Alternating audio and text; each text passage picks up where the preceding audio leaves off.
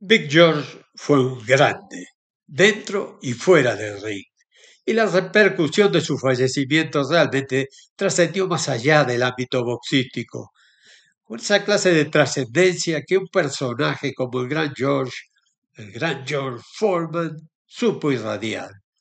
Lo vi en acción en numerosas peleas, pude hablar con él en varias ocasiones, y a nivel personal, recordar una fecha muy especial, que lo tuvo como protagonista y perdedor heroico, bueno, es importante. El 4 de abril de 1991. Un amigo de negocio de la televisión me había llamado apenas 3 días antes para pedirme que le hiciera el favor de montar la parte técnica. Puesto de transmisión, credenciales, satélite, de paso se ha dicho, relato del combate. Alberto González, pionero de la televisión latinoamericana y fundador de Imagen Satelital en Buenos Aires, había arriesgado sus buenos dólares adquiriendo los derechos de la región para un evento de gran atracción. Foreman desafiando al campeón mundial Evander Holyfield. González sabía que el boxeo no estaba dentro de mis actividades desde hacía muchos años, pero no le podía decir que no. Mientras cumplía con mi trabajo de ejecutivo de IMG, hice espacio para resolver la parte técnica en los días previos y el sábado por la mañana manejar las 2 horas desde mi sede en Nueva York hasta Atlantic City.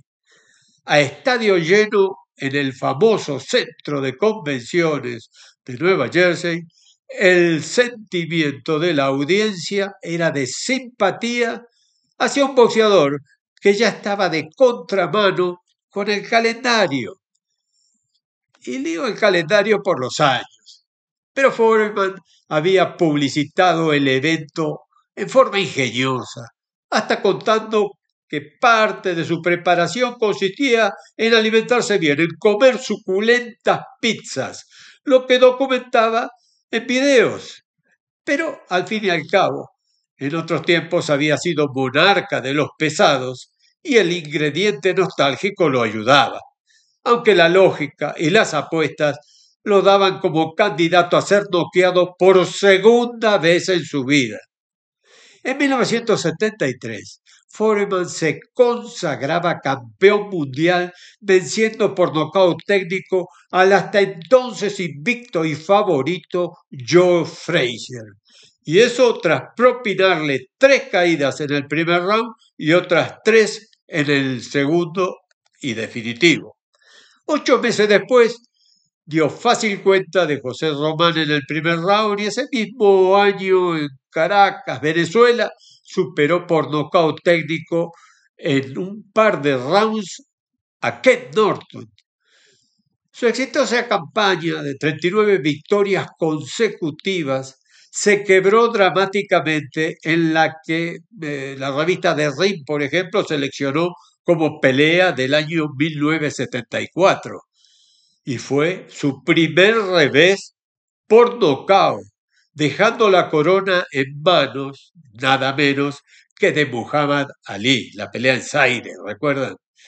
18 años después, todavía buscaba Foreman borrar el recuerdo de aquella amarga derrota, aunque la especulación era que iba al muere contra Holyfield simple y sencillamente por los dólares. Bueno, eso es lo que decía mucha gente. La realidad podía ser otra. ¿Por qué? Porque el gordito de esta película demostró que más allá de la fabricada promoción, estaba en mejor estado de lo que se suponía.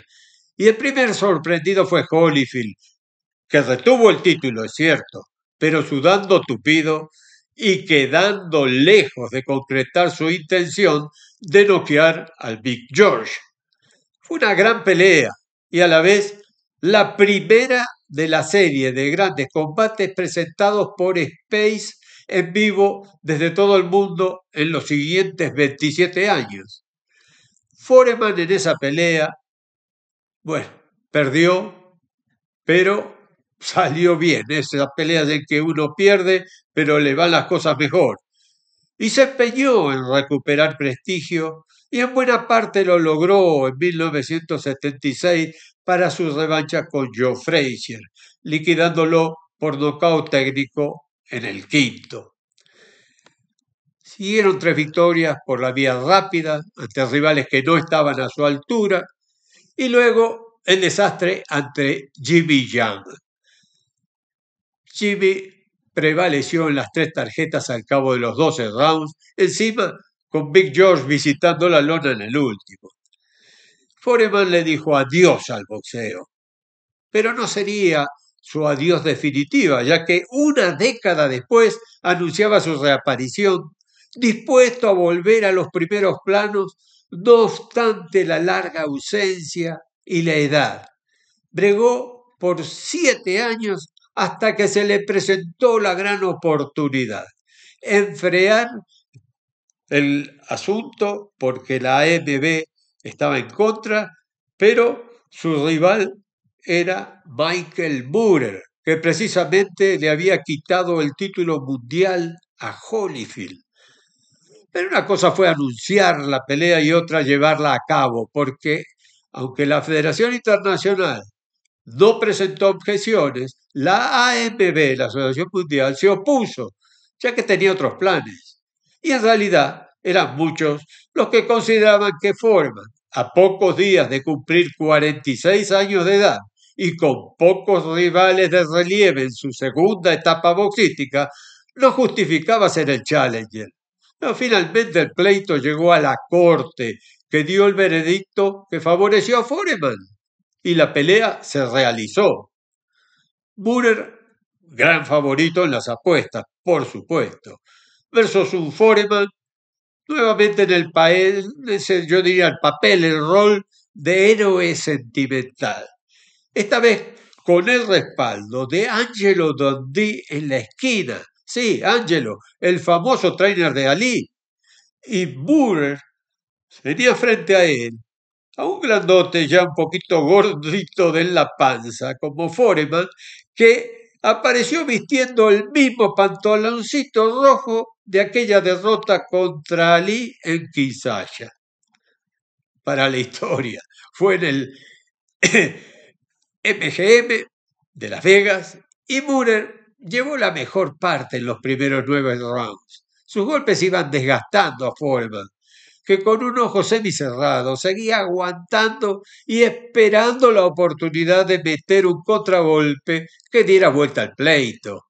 Y lo consiguió en el 10º cuando Moorer, convencido que podía voltear a Foreman, se descuidó. Fue al ataque, dejó un hueco y George fue en cambio quien lo plantó por nocaut.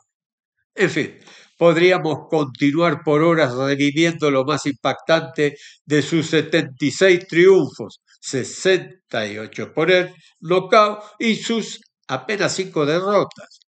Lo vi pelear en Atlantic City, en Las Vegas y hasta en Tokio. Y el recuerdo sigue fresco, sigue vigente. Un hombre que nació de nuevo boxísticamente y hasta espiritualmente como pastor cristiano, cumpliendo con su misión hasta el final, semana tras semana. De la vida humilde de su niñez progresó a la fama y fortuna, pasando por el tremendo éxito al publicitar personalmente la parrilla eléctrica con su nombre, de la cual se vendieron más de 100 millones. Y como si fuera poco, terminó vendiendo los derechos del producto por 139 millones de dólares. Supo cuidar el dinero y mantener bien a su familia, o mejor dicho, sus familias, ya que se casó 5 veces, la última, la más duradera, por 4 décadas.